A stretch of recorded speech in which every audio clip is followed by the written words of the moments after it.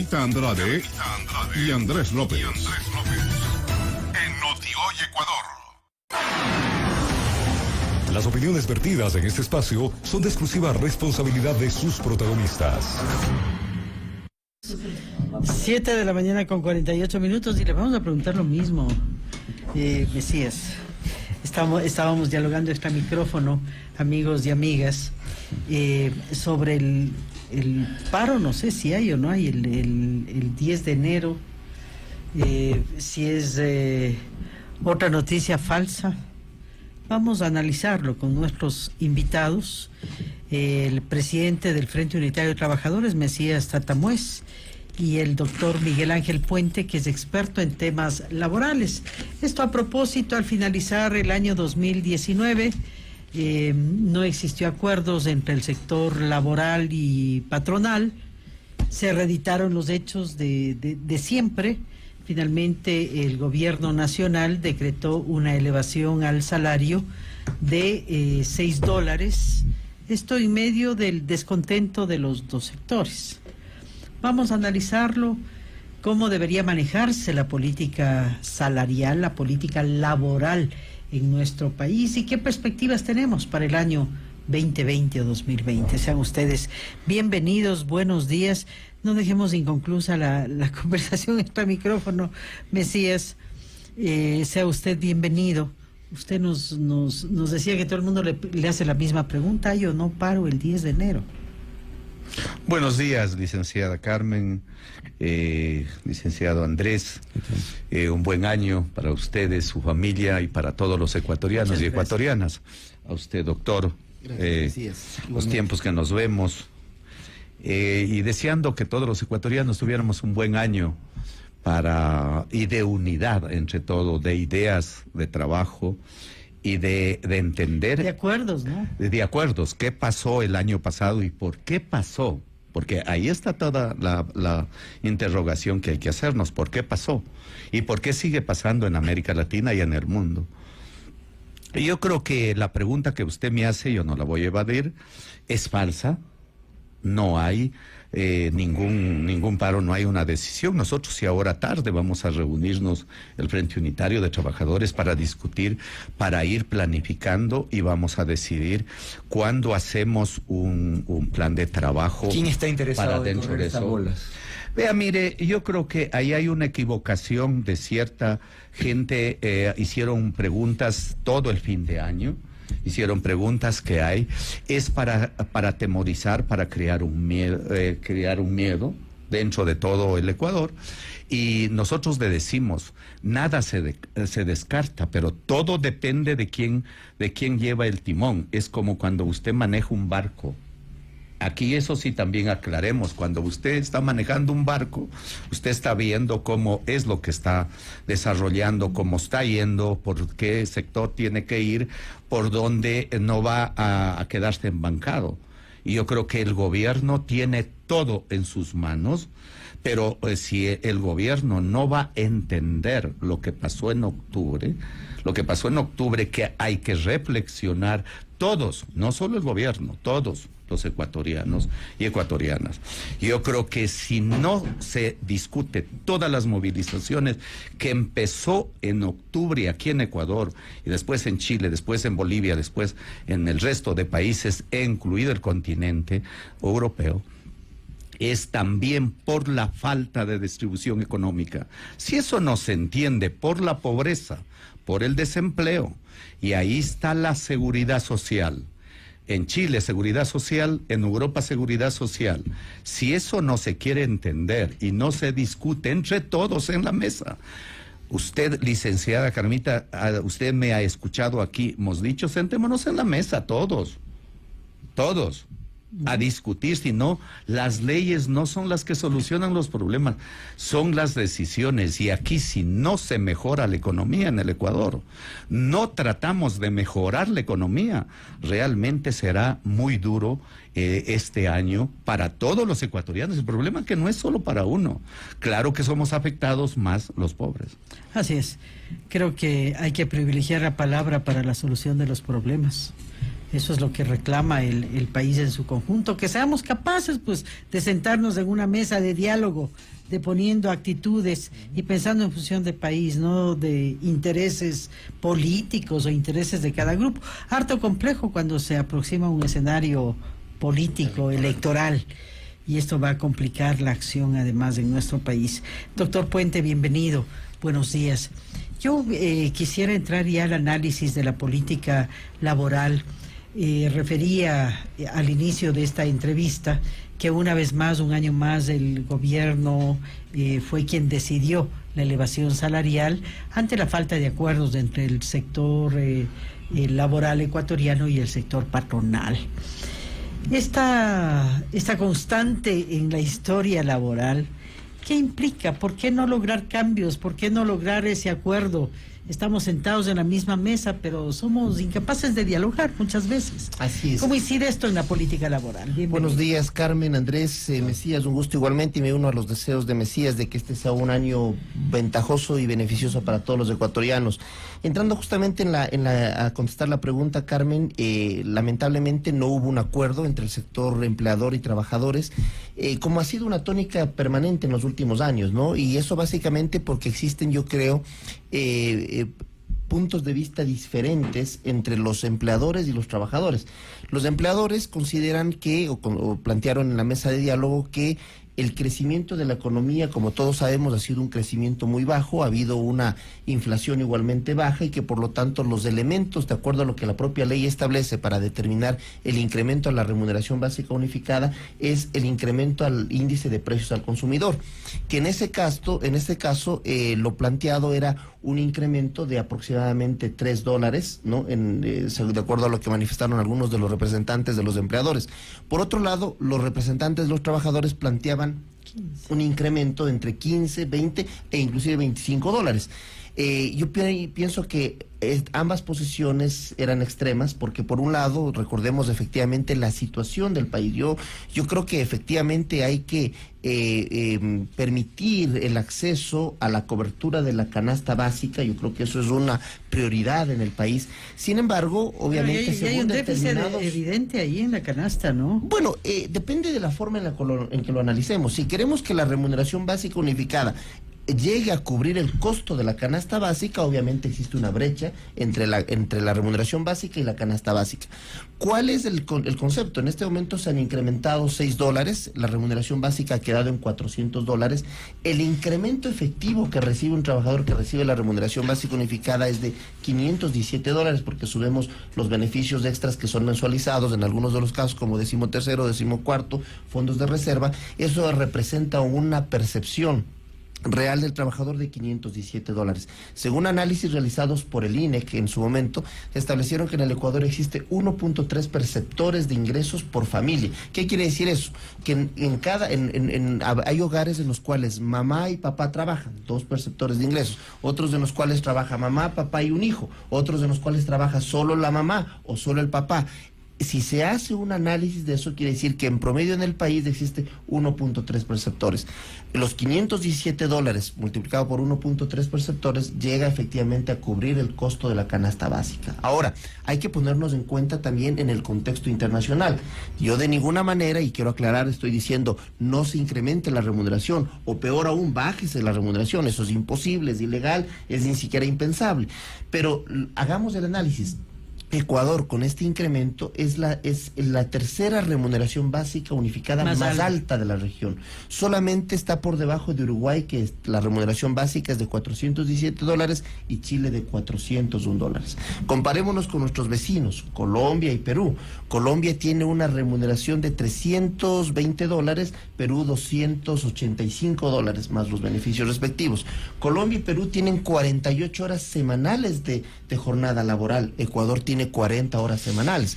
No, ojo, reitero, no estoy diciendo ni bájese la remuneración, ni tampoco súbase la jornada laboral, de ninguna manera. Pero debemos entender que estamos en un mercado, hoy ya no existen fronteras, hoy ya el tema es que estamos globalizados. Nuestros productos queremos exportarlos hacia Colombia, exportarlos hacia Perú, exportarlos a la Unión Europea, exportarlos a Estados Unidos. Y obviamente uno de los elementos que de alguna forma encarecen la producción nacional es precisamente el costo de la remuneración. Ante eso, ¿qué hacer? Obviamente hay que tomar otras medidas complementarias, porque queremos efectivamente que sería ideal que la población en el país tenga ingresos más altos para que pueda consumir más. ¿Qué es lo que pasa en Estados Unidos, por ejemplo? ¿No? Obviamente hay ingresos más altos y eso dinamiza la economía. ¿Pero por qué? Porque las condiciones macroeconómicas lo permiten. En la realidad actual yo creo que es importante de poner posiciones. Yo analizaba y decía $25 o $20 planteado por los sectores trabajadores no se compadece con la realidad de la situación económica del país. Mesías, ¿y usted tiene información en ese sentido a propósito de la canasta básica? El poder adquisitivo del ciudadano promedio parecería que se le hace mucho más difícil acceder a tener esa posibilidad, y el incremento propuesto que está vigente ya tampoco alcanzaría a mejorar la calidad de vida de los trabajadores. Mire, no estamos así en contradicción de decir que el doctor tiene la razón o nosotros tenemos la razón, sino que es la realidad de lo que pasa en el Ecuador. Mire, la canasta básica, el sueldo que acaba de terminar en el año pasado fue de 394. ¿Cuánto está cómo se cerró la canasta? Se cerró en 719,88. ¿Cuánto es el déficit? 325,88, así de facilito. Segundo, el P sector. Usted sabe, doctor, no existe. Vea, todos los ecuatorianos, cuando estábamos conversando afuera, yo quisiera que toda nuestra familia trabajara. Pero ahora aquí se trabaja un hito, es como suerte. Si trabaja una persona es como suerte. Esa es la realidad. Si todos, por eso debemos de apuntar a lo que debemos de hacer dentro de todo ese nivel, de mejorar la situación económica, de mejorar la confianza en el Ecuador. ¿Sabe lo que pasa, licenciada Carmen y Andrés y ecuatorianos aquí? Aquí nadie tiene confianza, nadie. Está criado, y usted sabe eso, doctor, y todos los ecuatorianos sabemos. Hay una desconfianza terrible. Mire, se trata que en enero va a haber asambleas, vamos a hacer asamblea, huelga. ¿Por qué la tratan? Porque hay un interés, pues. De la pregunta que me hizo al inicio Carmita, es un interés, licenciado, un interés que hay para distorsionar, crear el miedo. Entonces, claro, los locos, los indígenas locos, los trabajadores locos, estos quieren hacer falso. Ecuatorianos, nosotros no somos locos. Aquí lo que se trata es cómo el gobierno se equivocó en un paquete con el 883, y usted sabe eso. Eso es lo que desembocó aquí la realidad del Ecuador. El gobierno se comprometió, de enseguida a hacer el nuevo decreto. Hasta ahora no lo hace. Porque no es fácil hacer nuevamente otro decreto, porque tiene que tratarlo con la gente y lo quiere imponer ahorita. Dice, lo vamos a imponer. Acuérdese, aquí en esta mesa ustedes nos trajeron igual a discutir cuando se subió la gasolina super. Y nos dijeron aquí que nosotros estábamos defendiendo, un señor nos dijo, defendiendo a los ricos, porque ese era para el alto cilindraje de los carros, de los carros de los ricos. No era eso. Víamos a dónde estábamos. ¿Por qué pasa eso, doctor? Por falta de diálogo, por falta de sentarse a la mesa, lo que dijo la licenciada. Todos, el FUT no se corre a dialogar. Lo que se corre el FUT, cuando no se quiere entender y se quiere imponer. ¿Usted cree que se trató los salarios con los que se debe de tratar? No se trató. Si usted quiere saber, usted sabe, ahí hay delegados del gobierno y gobierno, no más. Ese es uno de los problemas de fondo. Y lo primero que se llegó para que lo acepte el Ecuador de una vez, después de octubre se llegó a un acuerdo, que sepa la licenciada y los ecuatorianos y Andrés. Se llega a un acuerdo que lo primero que tiene que reformarse el Consejo del Trabajo. El Consejo del Trabajo. Para tratar salarios, para tratar que ahí estén, porque los salarios ecuatorianos es falso que reciben todos los ecuatorianos. Usted sabe, aquí los que estamos aquí conocemos y los ecuatorianos deben de conocer. No es para todos los trabajadores, aquí no hay una política salarial. No hay una política de empleo. Por eso son Una los política grandes laboral, empleos. finalmente, no No más hay de una 5 política. millones de ecuatorianos. Por eso, pero esa no es culpa de desempleo. los sindicatos, no es culpa, hasta me atrevo a decir, de algunos empleadores. Eso es uno de los grandes problemas. Por eso nosotros les planteamos aquí el salario que se lo hizo. Mire, el salario que se hizo se aumentó. Para los ecuatorianos que sepan, $6 dividido para 30 días, 20 centavos, ni para un pasaje para un transportista del transporte. Y no es uno de los grandes puntos que pusieron octubre. Es que octubre quebró la economía. No hagamos ese pretexto de los ecuatorianos. Las empresas ganaron y nunca han perdido. Es igual que la banca. Ahora bien, doctor Puente, ¿cómo observa usted el panorama político en términos de las decisiones que se aproximan a propósito del tema del subsidio y la focalización de los combustibles, el tema de la reforma laboral? Es decir, son temas claves para viabilizar esta situación de la cual estamos hablando. ¿Cómo ve? Sin lugar a dudas, yo creo que hay que partir de cuál es el antecedente que nos sitúa en la posición actual. Y el antecedente es que el país ha heredado una brecha fiscal muy grande. Esa brecha fiscal, ¿cómo incide en la economía de cada uno de los ecuatorianos? Es decir, no solamente hay que pensar en que aquellas personas, como dice Mesías, solamente son 20 centavos de incremento diario.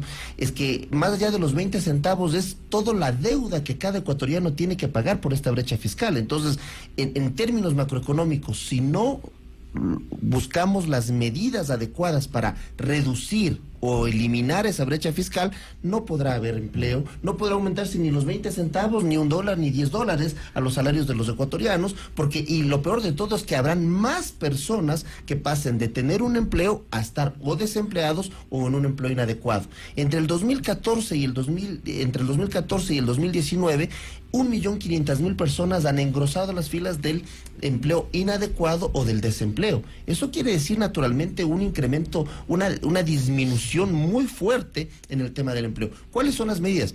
El tema de los subsidios es una medida muy compleja, es una medida que, como dice Mesías, desató el tema de la crisis de octubre, pero la verdad... habrá que focalizarlo. Habrá que focalizarlo porque ese es un subsidio de alguna forma inadecuado. Y recordemos igual, Mesías y los grupos sociales de alguna forma se quejaban del incremento del costo de los combustibles. ¿Cuál era la razón? Que eso iba a encarecer los precios, iba a haber una inflación, iba a encarecer los precios de los productos.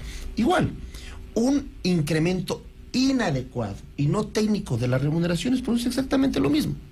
Entonces, para unas cosas nos quejamos de que si subimos los combustibles se van a encarecer los precios de los bienes y servicios, pero por otro lado demandamos incrementos de $25 que no tienen ningún sustento técnico, lo cual también tendría un efecto inflacionario. Entonces, manteniendo la coherencia, yo digo, hay que hacer un análisis correcto. ¿Por qué? Porque el subsidio de los combustibles es un subsidio que es inadecuado, porque no llega precisamente a quienes más lo necesitan. Yo recuerdo hace varios años, estuve una vez en Lima y me subí en un taxi, conversaba con el taxista, y el taxista me decía, mire, ¿cuándo Perú comenzó a despegar económicamente? Y me decía, ¿y como taxista? Cuando el gobierno de Fujimori eliminó los subsidios a los combustibles. Estoy hablando de una anécdota que es real. ¿Y quién fue el primer afectado en una eliminación de un subsidio? El transportista, el taxista, la persona que maneja un auto de servicio público.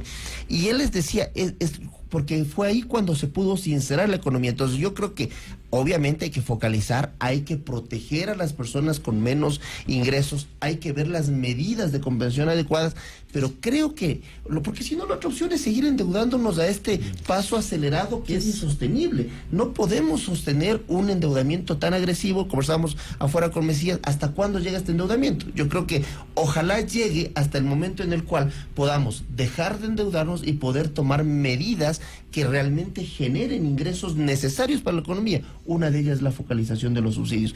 Y otro tema que yo me quedo igual como importante es, hay que partir de algo.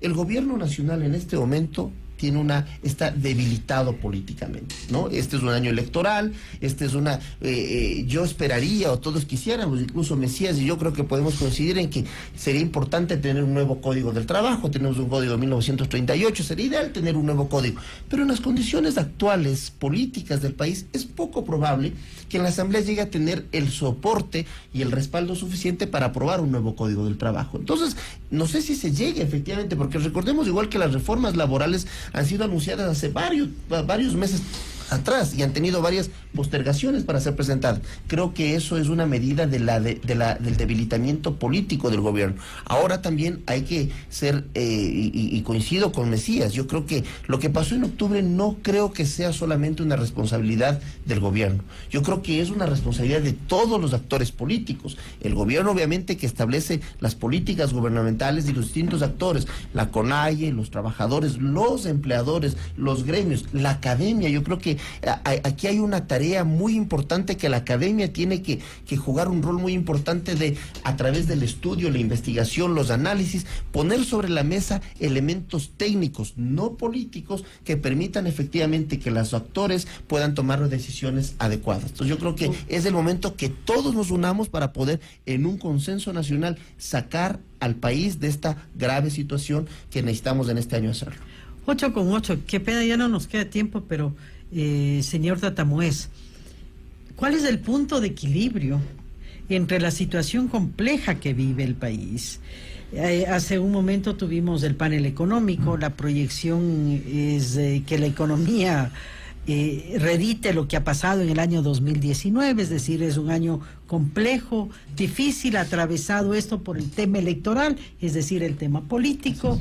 ¿Cómo lograr un punto de equilibrio entre la necesidad sentida del trabajador ecuatoriano? Acá recibo mensajes de nuestros oyentes que nos dicen, ¿y quién lucha por el desempleado o el informal? Que son, como hemos dicho, de acuerdo a los datos oficiales, más de 5 millones de ecuatorianos que no tienen un trabajo estable. ¿Dónde está el punto de equilibrio? ¿Dónde lograr esos puntos de encuentro que nos permitan acercar los disensos, señor Tatamuez? Mire, primero cuando realmente se trata en el Ecuador de tener una información real, no hay sinceración de la información. Esa es una realidad. El gobierno no informa al país lo que realmente, acuérdese, y hago un acuerdo a los ecuatorianos, cómo nos han tenido con la información de la deuda china. Cómo esa desinformación que nos han tenido. Mire, cómo analizamos con todo el respeto, no concordamos, es que mire, los otros países ganan menos, están, claro, pero tienen devaluación. Eso, y nuestro país está dolarizado y es caro.